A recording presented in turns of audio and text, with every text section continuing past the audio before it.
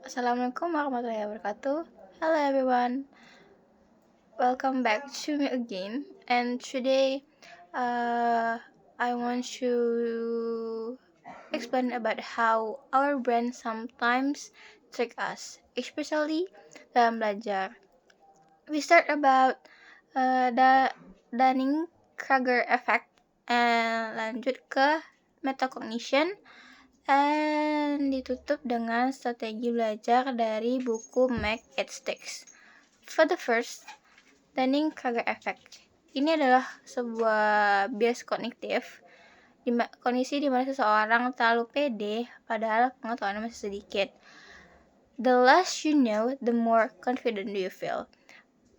Problemnya, karena kita ngerasa udah paham, kita jadi stop learning. Jadi kita nggak mau belajar lagi, padahal pengetahuan yang kita tahu itu masih sedikit gitu. Padahal sebenarnya masih banyak hal yang belum kita tahu. Next ada namanya metacognition. In the simple definition is thinking about thinking, berpikir tentang berpikir. Nah, gimana? Artinya, kita sadar tentang apa yang kita tahu dan apa yang belum kita tahu. Ada 4 condition about metacognition. Yang pertama adalah saya tahu bahwa saya tahu.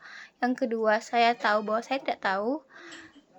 Dan yang ketiga, saya tidak tahu bahwa saya tahu. Dan yang keempat, saya tahu bahwa saya tidak tahu. Nah, yang terakhir, ini paling berbahaya karena mirip dengan Dunning-Kruger effect.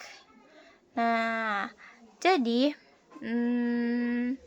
berdasarkan buku Make It Sticks, ada 3 strategi belajar yang harus kita tahu. Yang pertama ada rifle practice. Jadi bukan cuma baca buku, tapi kita ngeluarin apa yang ada dalam otak melewat soal-soal, quiz, or test. Semakin sering we try a test atau semakin banyak tes yang dilakuin, bakal bikin memorinya bakal lebih stay dibandingkan kita terus membaca, terus reading gitu. The second is adalah spaced repetition. Jadi belajar itu bukan non-stop tiap hari, tapi lebih baik we use pakai jeda waktu.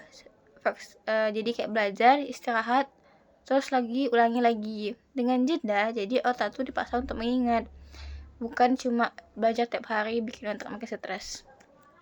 Yang the third ada interleaving. Jadi itu menyampur semua topik. Jadi bukan cuma belajar satu topik aja, tapi belajar satu topik sekaligus. Jadi dengan kita nggak fokus di satu topik, jadi otak dipaksa untuk mencari pola yang betul. Jadi pemahaman yang kita lakukan jadi lebih dalam. Jadi learning itu bukan soal masa pintar, tapi soal sadar posisi kita itu gimana.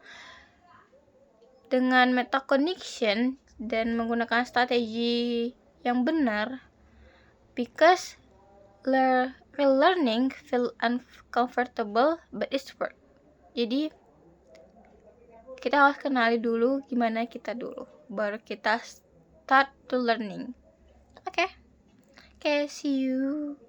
I think enough for me, and see you in another video. Bye.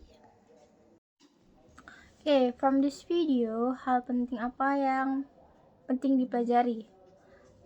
I think for 3 strategi itu sangat penting untuk dipelajari.